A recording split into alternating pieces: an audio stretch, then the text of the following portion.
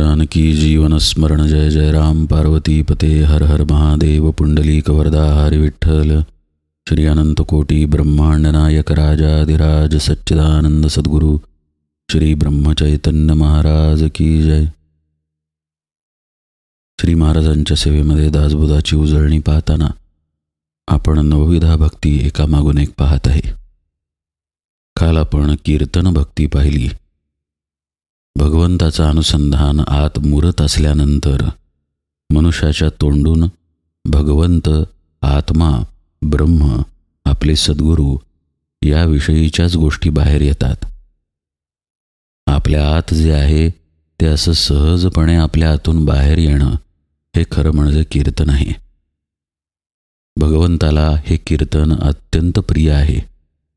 भगवंतांचं वचन आहे, नाहम वसामी वैकुंठे योगिनाम हृदयेन च मद्भक्ता यत्र गायन्ति तत्र तिष्ठामि नारद। जिथे माझे भक्त माझं गायन करत आहेत तिथे मी आहे, हे भगवंतांचं वचन आपल्याला सांगतं की भगवंताला कीर्तन किती प्रिय असेल। भक्तिभावाच्या दृष्टीनं या अर्थाकडे पाहिलं तर उघडच आहे की भगवंत तिथे आहे जिथं त्याचं कीर्तन सुरू आहे। आणि सखोलतेनं पाहिलं तर त्याचा अर्थ काय होतो तेही आपण बघूया। मुळात भगवंत ही अशी वस्तू आहे का की जी एके ठिकाणी आहे आणि एके ठिकाणी नाही? भगवंत सर्वव्यापी आहे। मग भगवान जेव्हा म्हणतात की माझं कीर्तन जिथे सुरू आहे, माझं नामगान जिथे सुरू आहे तिथे मी आहे, त्याचा अर्थ काय असेल? भगवंत आहेच, पण आपण या जाणीवेमध्ये नाही की भगवंत आहे। इथे आपली अडचण आहे। खिशामध्ये 10 लाख रुपये असावेत आणि त्या व्यक्तीला त्याचं विस्मरण असावं। त्याला कोणी विचारावं की तुझ्याजवळ पैसे आहेत का, आणि त्यानं उत्तर द्यावं की माझ्याजवळ पैसे नाहीत। अशातला हा प्रकार आहे। भगवंताचं कीर्तन आपण भगवत स्वरूप आहोत ही जाणीव जागृत ठेवतं। हा अर्थ समजून घेणं अत्यंत आवश्यक आहे। सद्गुरू शिष्याला जर काही सांगत असतील तर ते हेच सांगतात की तू स्वतः भगवंत आहेस, तूच आत्मस्वरूप आहेस। तू म्हणजे हा देह नाही आहेस। तुझ्या मनातून, बुद्धीतून जे बाहेर येतं ते तुझं स्वरूप नसून त्याच्या आत खोलपणे अधिष्ठान रूप तुझा आत्मा हे तुझं स्वरूप आहे। याची आठवण जर मी ठेवली तर भगवंत माझ्यापाशीच नाही का? मीच जर भगवंत असेन, देहानं नाही बरं का, चैतन्य स्वरूपानं, जाणीव स्वरूपानं जर मीच भगवंत असेन तर भगवंत माझ्या जवळच आहे, हा अर्थ स्पष्ट आहे। याच अर्थानं भगवान म्हणतात की अन्यत्र कुठेही मी नसून जिथं माझं नामगान आहे, जिथं माझी स्तुती केली जाते, कीर्तन केलं जातं, तिथं मी आहे। ही भगवंताची स्तुती, हे भगवंताचं कीर्तन, हे भगवंताचं नाम हे बाह्यांगानं नाही आहे, हेही समजून घेणं अत्यंत आवश्यक आहे। असं पहा, आपण टीव्ही बघतोय किंवा मोबाईलमध्ये काहीतरी बघतोय किंवा मनात कोणाचे तरी विचार करतोय आणि जप मात्र तोंडानं सुरू आहे। मणी मागं ओढणं सुरू आहे का? तर वर्षानुवर्ष जप करून हाताला ती सवय पडलेली आहे। कित्येक लोक मणी एकामागून एक ओढत राहतात, पण तोंडामध्ये वेगळंच काहीतरी असतं। तोंडामध्ये नामाची पुटपुट असते, पण मनामध्ये चिंतन वेगळंच असतं।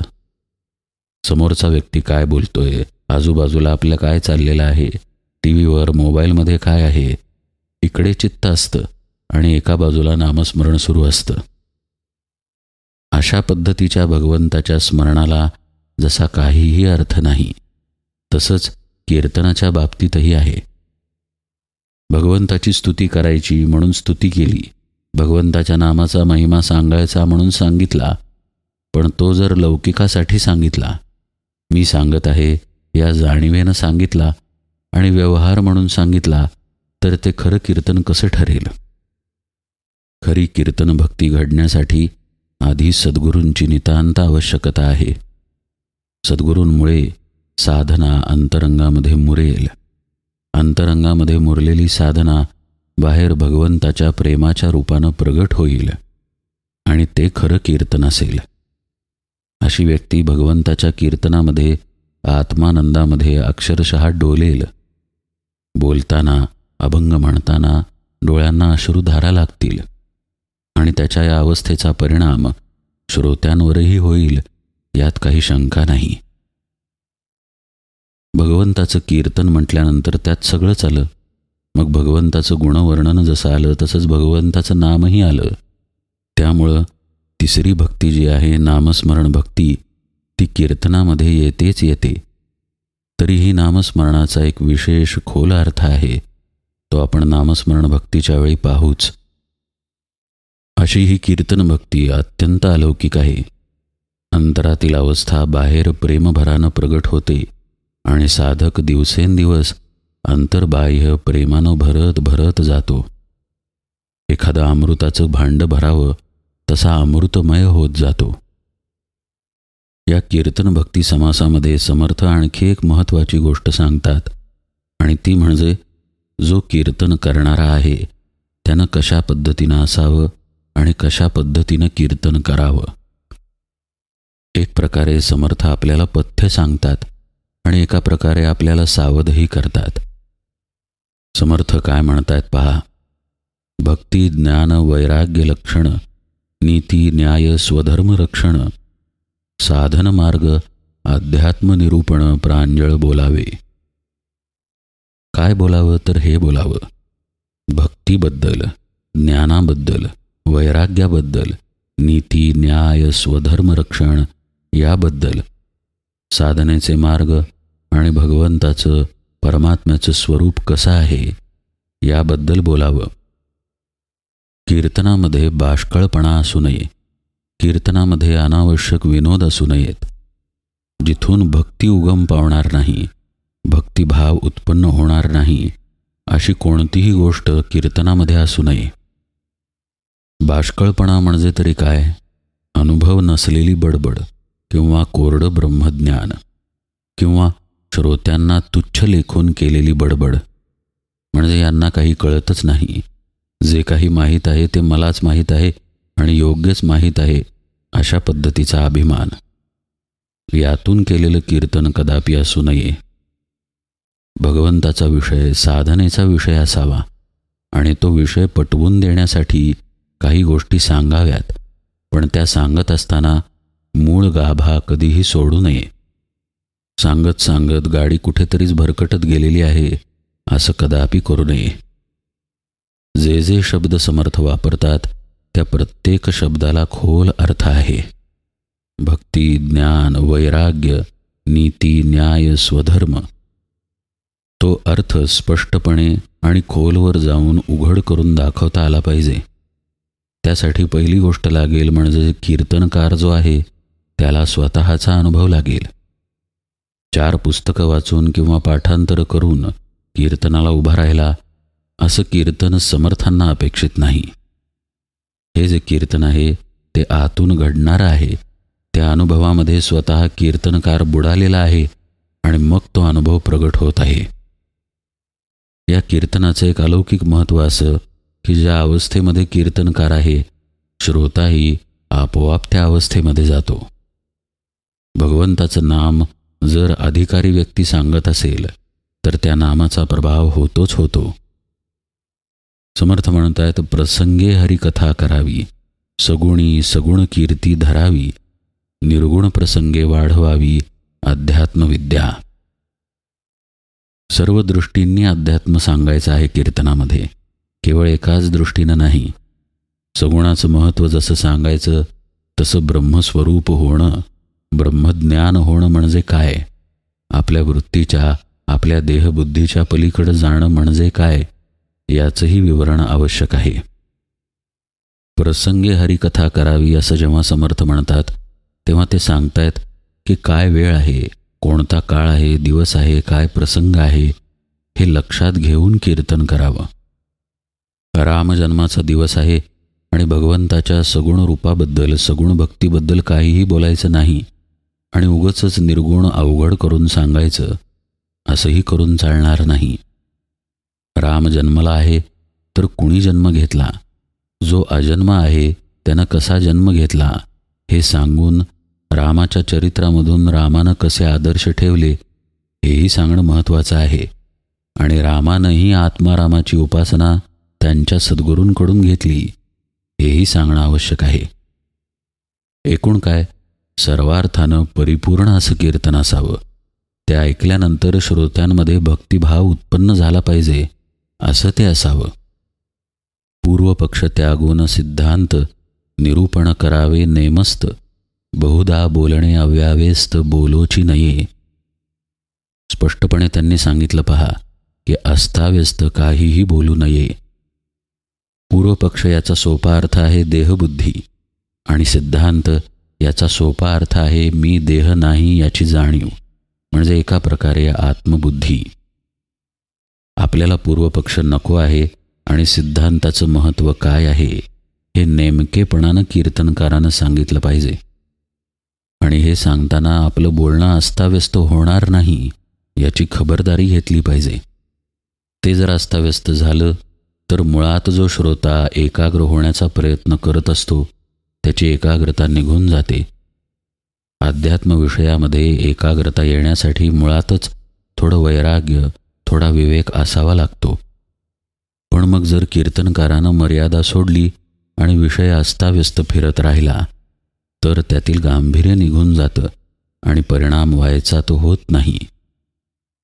समर्थ म्हणतायत, करावे वेद पारायण, सांगावे जनासी पुराण, माया ब्रह्मीचे विवरण साकल्य वदावे. साकल्य हा शब्द अत्यंत महत्त्वाचा आहे. अत्यंत स्पष्टपणे उलगडून या गोष्टी दाखवाव्यात.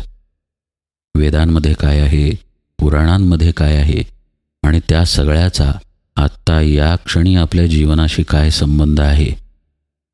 नाहीतर अनेक वर्षांपूर्वी ते होऊन गेलं, खरं झालं की काल्पनिक आहे कुणास ठाऊक, अशा स्वरूपाचं विवरण त्यातून असू नये. त्यात जे सांगितलेलं आहे ते अनादी कालासाठी लागू पडणारं आहे. वेद काही फक्त वेद काळातच लागू पडत होते असं मुळीच नाही. आजही वेद लागू पडतात, आजही पुराण लागू पडतं, रामायण महाभारत हे आजही लागू पडतं हे सांगणं आवश्यक आहे. त्याचा परिणाम आपल्या चित्तवृत्तींवरती होतो. जी चूक दुर्योधनानं केली, जी चूक धृतराष्ट्रानं केली, जी चूक शकुनीनं केली, जी चूक धर्मराजानं केली, तशी चूक आपल्याला करता कामा नये यासाठी सावधानता येते. भगवान नेमकं काय सांगतायत? भगवंतांनी अर्जुनालाच का उपदेश केला, इतर कोणाला का केला नाही, हेही कीर्तनकाराला समजावून देता आलं पाहिजे. तसं बघायला गेलं तर महाभारत पुराणामध्ये येतं, एक प्रकारे बघायला गेलं तर आपल्या इतिहासामध्ये पण येतं. पण त्याचा संबंध आजच्या जीवनाशीही आहे हे जर साकल्य रीतीनं सांगता आलं नाही तर पुराणातली वांगी पुराणात ही म्हण खरी ठरते.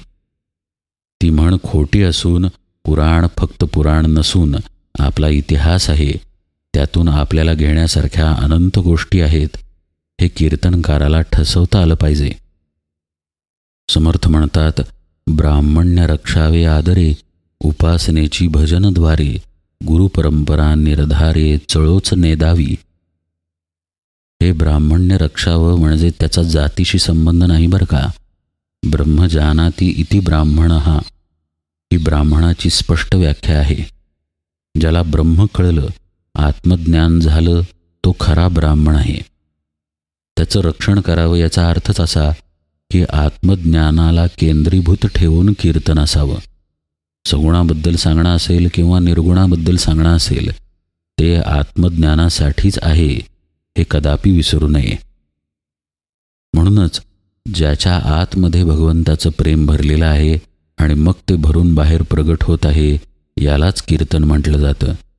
असं कीर्तन ब्राह्मण्य रक्षण करतंच, कारण आत्मज्ञान, भगवंताचं प्रेम, परमात्मा, त्याच्या लीला, सद्गुरूंच्या लीला, संतांच्या लीला यांवरून विषय कधी इकडे तिकडे भरकटतच नाही. कारण सांगणाऱ्याच्या आतमध्ये तेच सगळं दाटून असतं. मग वेगवेगळ्या उपासना आहेत हेही सांगणं आवश्यक आहे. परमार्थाचं हेच तर वैशिष्ट्य आहे, की फक्त नामस्मरण मार्ग आहे का, तर नाही, ध्यान मार्गही आहे, सहज योगही आहे, अष्टांग योगही आहे. अनंत प्रकारच्या साधना आहेत.